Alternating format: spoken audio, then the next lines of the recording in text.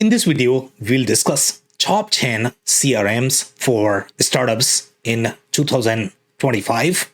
So let's dive right in.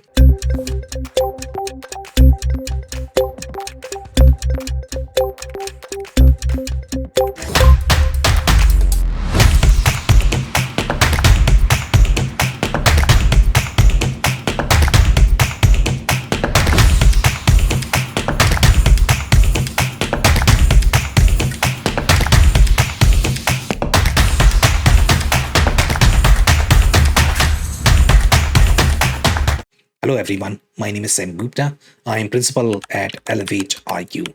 Elevate IQ is the independent technology consulting firm. We help our clients with technology strategy, system selection, and change management.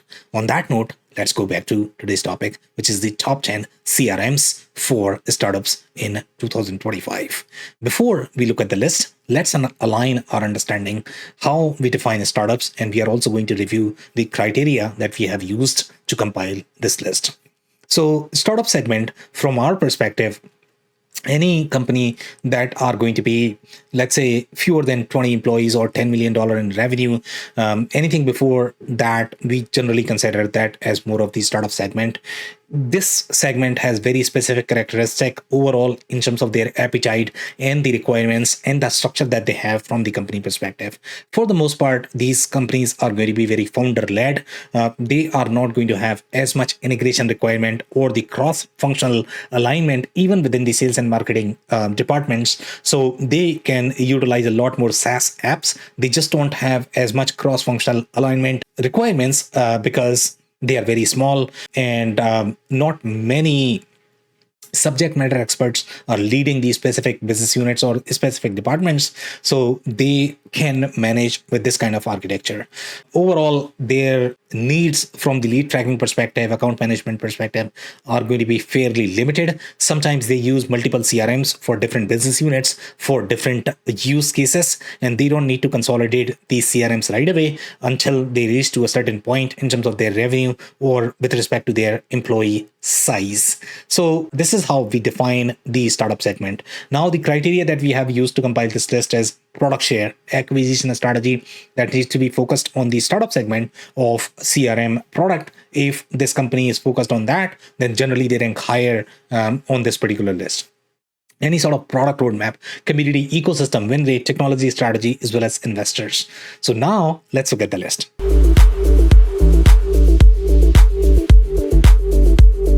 So number 10 on our list is Monday.com. In Monday.com, when you look at the product, for the most part, it is more of the work management platform. That's how they define it. The literal translation of that is slightly more project management platform. And those are the use cases for which Monday.com has been used. Workflow automation category is another one. So for example, this category is going to be relevant when you have to get data from many different channels, and these are very ad hoc workflows where you need to spin off quick forms or survey forms that you need to send out to your users to be able to collect that data and then store at one place, and then probably have some triggers and probably take actions. If you have those use cases for those, Monday.com could be a great fit. But for the most part, Monday.com is not necessarily a CRM. Companies use that when they are going to be very small. If they don't have budget to realign their processes, reconfigure their processes, they don't feel that they need to change their processes, and they're looking for a system that is going to accommodate the way they have designed their processes. In those use cases, Monday.com is going to be a great fit. But for the most part, the way Monday.com product is designed, it is going to have many different perspectives for the same workflow. So for example, let's say if you are going to have lead, it can be represented using your Kanban centric swim lanes. It can be represented as calendar or any other form such as your spreadsheet. So if you're used to of using a spreadsheet and you're looking for slightly more connected spreadsheet in those use cases, Monday.com is going to be a great fit. But if you're looking for all of those pre-baked CRM capabilities that you are going to get with many other products that we have on this list, then you might struggle with Monday.com. You might also struggle in how those capabilities will be implemented on top of Monday.com. And if you try to do that, then you will require substantial consulting budget, even though initially it might come across as very affordable platform. Even from the licensing perspective, the cost increases substantially. So some other strengths to keep in mind is their workflows as well as integration capabilities are far more robust. Ecosystem is far more developed as well. Some limitations to keep in mind is their relationships. When you look at relationships between those spreadsheets or forms, they can be connected, but the connection is going to be extremely loose. It's not as embedded as what you would find with some of the other mainstream CRM platforms. Any of the upstream centric marketing focused integration, those are going to be limited. And omni-channel marketing traceability, for those use cases, Monday.com may not be the best fit. So that's number 10.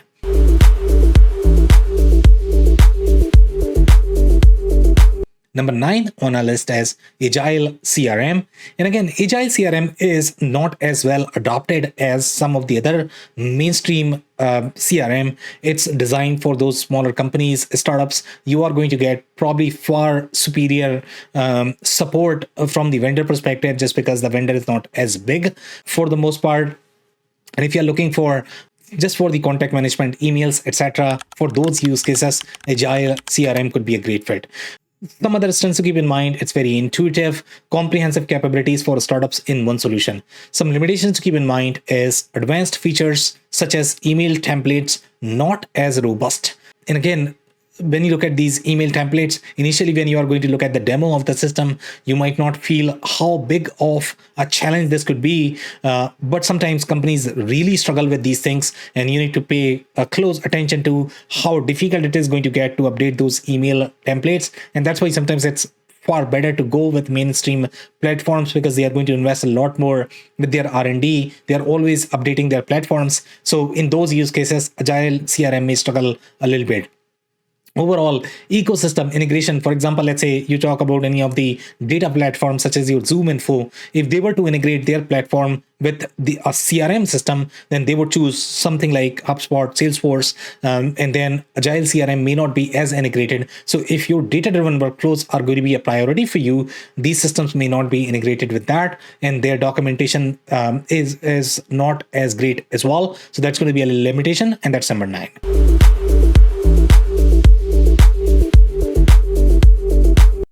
Number 8 on our list is Insightly. And Insightly is very similar platform as your Agile CRM. Again, it is designed for smaller teams. Starting on a CRM, it might have far friendlier pricing compared to the other CRMs. Some strengths to keep in mind is the custom object and the core project object. Some CRMs do support the project management workflows as part of their CRM. Not every system is going to support, but if you have that need, then Insightly is probably going to be a great fit. Insightly was always known for their analytics as well as intuitiveness of the platform. So that's going to be another strength for Insightly. Some limitations to keep in mind is the integration issues. The ecosystem is not going to be as robust, cheaper but expensive for startups, and the consumption-based pricing model that they have, that could be tricky overall from the pricing per lead perspective. So that's going to be a limitation, and that's number 8.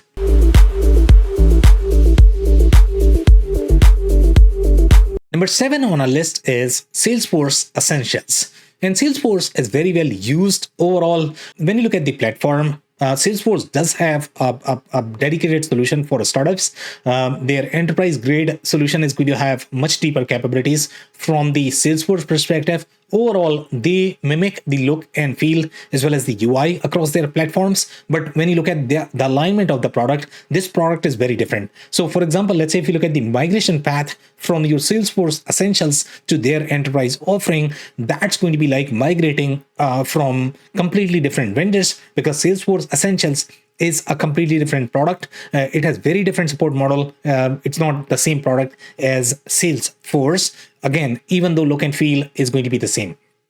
So if your priority is, let's say, if you always want to remain on Salesforce interface so that you don't have as much learning curve as well as resistance from your teams, in those use cases, Salesforce Essentials might be a great fit, but it will still require the migration planning, migration support from the consulting perspective, moving from your Salesforce Essentials to the main Salesforce product. So again, some strengths to keep in mind is same interface. So that's a huge plus again from the change management perspective. The custom objects that you are going to have, it supports custom object. The data model is very enterprise grade for the most part. Salesforce has developed many different platforms on top of your Salesforce model. So if you are going to have those operational CRM use cases for those, Salesforce is a great product in general. But because of that, it's also very hard to use as well as learn. So sometimes companies feel, especially in this particular segment, where they are going to have limited consulting budget, limited training budget, even your users are not going to be as skilled. And if that is the case, then Salesforce Essentials might not be the best fit for you. Some other strengths to keep in mind: overall, the reporting module is very easy to use. List builder is also easy to use. But again, if you look at the startup segment, sometimes they also struggle with this because this is very SQL friendly, and that does require a little bit of consulting training for the users. And if they are not familiar with that, sometimes they struggle with Salesforce Essentials. Limitations to keep in mind: overall, marketing automation is not as embedded as other products. So if your use case is going to be, for example, let's say website integration or marketing centric, upstream marketing centric use cases, for those, Salesforce Essentials may not be the best fit. Even their marketing automation product that they have, that is very enterprise grade, not designed for the startup segment. They have CRM for the startup segment, but they don't necessarily have the marketing automation product for the startup segment. So again, if that is going to be a priority, Salesforce Essentials may not be the best fit, but then you are going to find many other marketing automation platforms, for example, MailChimp, etc., that is going to be integrated with Salesforce. So, and again, this integration is not as intertwined, as embedded. You can easily manage with the external vendor system, etc. So again, it's manageable. But again, if you're looking for marketing automation, omni-channel traceability, alignment, etc., then Salesforce Essentials is probably not going to be the best product for you. Integrations may not be as intuitive, and you will require consulting help. So that's number 7.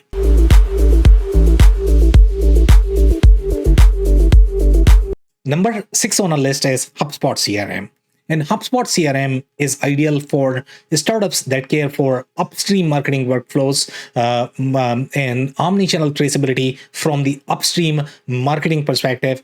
Anything and everything that you do from the marketing perspective, if that is your priority, then HubSpot CRM is going to be a great fit. Now, for this particular segment, their consulting budget is going to be limited. So you might struggle with HubSpot just because it does require a lot of consulting help. So again, if you have very limited consulting budget, $10,000, $20,000, $30,000, then again, HubSpot CRM may not be the best fit. You go to HubSpot, they are going to claim that they are probably going to charge very limited consulting budget. But with that, the only thing you get is link sharing. They are only going to do a little bit of project management. You don't get the real consulting with that kind of money. And again, if you cannot afford that given your stage, then HubSpot CRM may not be the best fit. Some other strengths to keep in mind is one tool to centralize all of your customer channels. Ecosystem integration is one of the most mature as well as advanced. That's a huge plus. Comprehensive options to integrate with CMS. And if CMS is going to be your priority, website integration is going to be your priority. In those use cases, HubSpot CRM is going to be a great fit.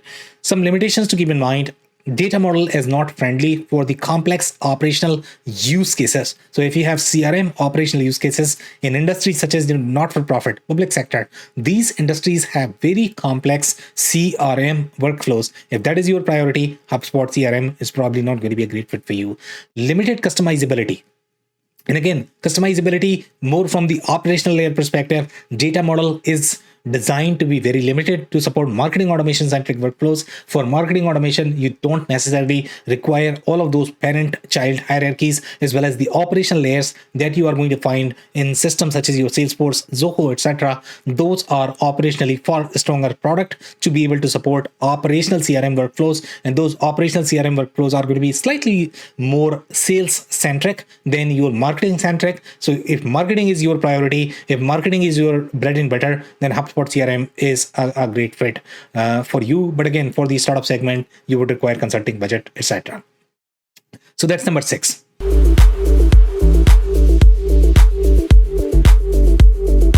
Number 5 on a list is Keep. And Keep is a great product if you're looking for simpler CRM system with marketing automation capabilities. So some strengths to keep in mind. Overall, the HIPAA compliance-centric workflows, as well as they have several different capabilities. For example, let's say if you are going to be in the contractor-centric spaces or the coaches space, in those, or travel-centric verticals, in those, the integration with CRM is going to be very different. They also have very B2C centric requirements. So for those use cases, Keep is a great fit. Their workflows, the funnels, etc., are very complex as well. Those are very mature for the most part. But again, it's designed to be very simple. It's designed for solo founder, startup-centric companies. So that's why the layers that you are going to have with the CRM are going to be far easier to manage, far easier to implement. The limitations to keep in mind is limited direct integration with data apps, with limited B2B centric hierarchies. So again, if your data model is not going to be as complex for those use cases, Keep is going to be a great fit. And limited options with the landing page builders as well. So that's another challenge that you have with Keep, and that's number 5.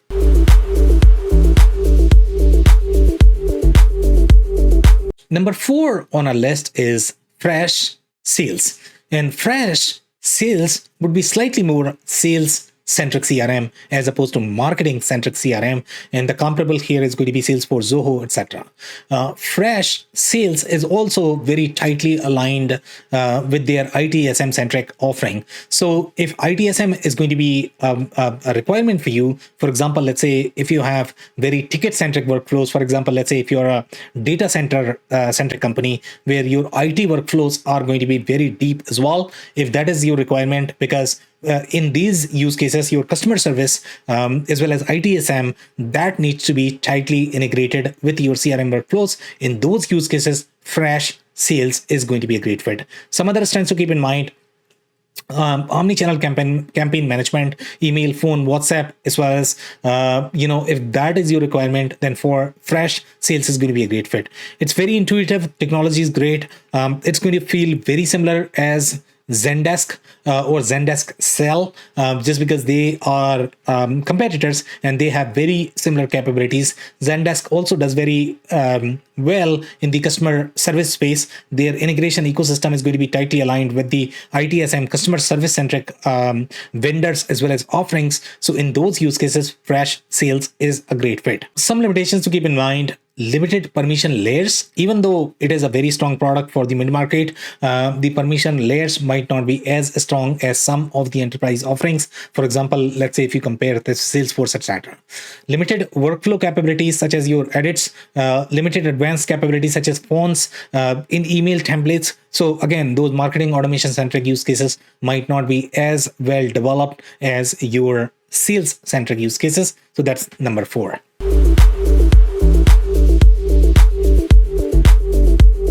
Number 3 on our list is Zendesk Sell, and Zendesk Sell is a very similar system as your Fresh Sales. They compete head-to-head in very similar verticals, and again, these verticals are going to be very strong from the customer service use cases. In general, Zendesk Sell is far more adopted than Fresh Sales and Zendesk product, just because any companies that are going to use Zendesk customer service product, they're likely to use Zendesk Sell product as well for their CRM workflow. But again, Sell product is not as mature. It does not have as deep enterprise grade capabilities as their customer service product. It's more of the add-on offering that they acquired. In case of Fresh Sales, they have built it as opposed to acquiring it. With Zendesk, they have acquired it. So again, they are not going to have as seamless integration as some of the other products that we have on this list. Some strengths, overall their interface is very intuitive. It's very modern platform, but again, when you have these modern, easy to use platform, they are very cloud native. So again, the data integrity is not going to be as strong as some of the other products. The implementation is not as expensive, but again, it will require consulting help, because again, if you are going to use the Zendesk platform capability, if you need to augment or extend on top of that, then you would require expensive consulting help. Some limitations to keep in mind. Overall, the sales platform is not as well supported as their customer service product. So sometimes that could be glitchy. And then the integration is not as tight as some of the other platforms, and marketing automation is going to be a weakness. Advanced CRM capabilities is going to be another weakness. So that's number 3.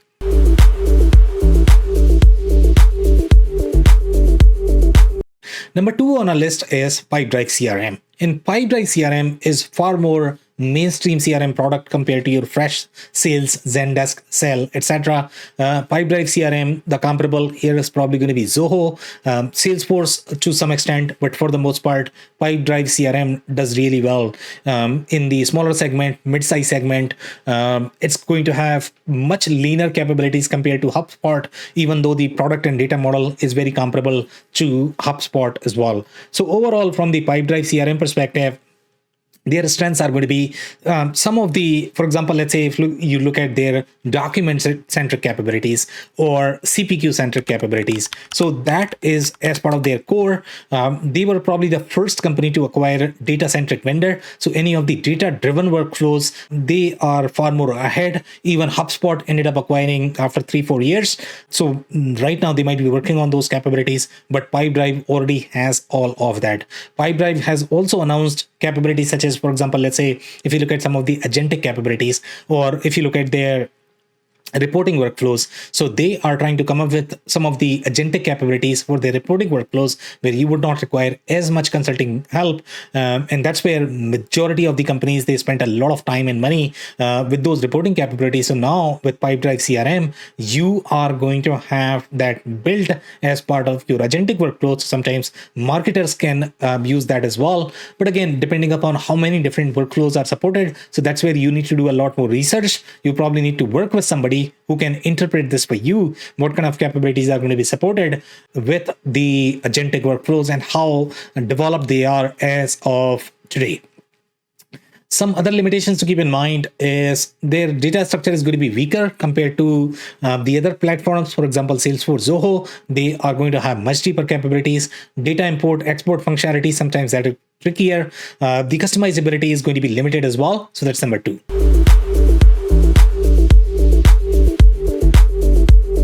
Number 1 on our list is Zoho Begin product. And Zoho Begin product is different from the regular Zoho product. Zoho product has far more mature capabilities, and that's why we don't list Zoho product as part of this list, because for the most part these companies are not going to have as deep consulting budget. So Zoho product may not be the best fit for them. Zoho Begin is far easier to use, implement, learn. So for the startup segment, this is going to be far superior product compared to other products that we have on this list. So again, some strengths to keep in mind is super easy to use, affordable integration with some of the other Zoho apps. But keep in mind, this is a completely different product. The migration is not going to be as easy from Zoho Begin to other Zoho products. It's a very similar strategy as your Salesforce, the way Salesforce does. But for the most part, Zoho Begin, the way its architecture is, it's very similar to your Pipedrive or HubSpot. Is designed for slightly more marketing-centric use cases as opposed to sales-centric use cases. Salesforce essential product that they have for these startups was slightly more sales friendly. So that's where the real distinction is between these products. Some limitations to keep in mind. It's inflexible. Again, it's designed for simpler use cases. So you are not going to have the same scalability that you are going to get with slightly bigger products. Integration and ecosystem requires external tools, limited user profiles, as well as security options. So those are some of the limitations, and that's number 1. If you enjoyed this video, we are going to include a detailed report that is going to have much deeper insights. So you might want to check that. We publish these videos on a weekly basis. So don't forget to subscribe on our YouTube channel. If you prefer audio form, this podcast is also available on the majority of the podcasting platform. On that note, thank you so much for tuning in. I'll see you in the next video.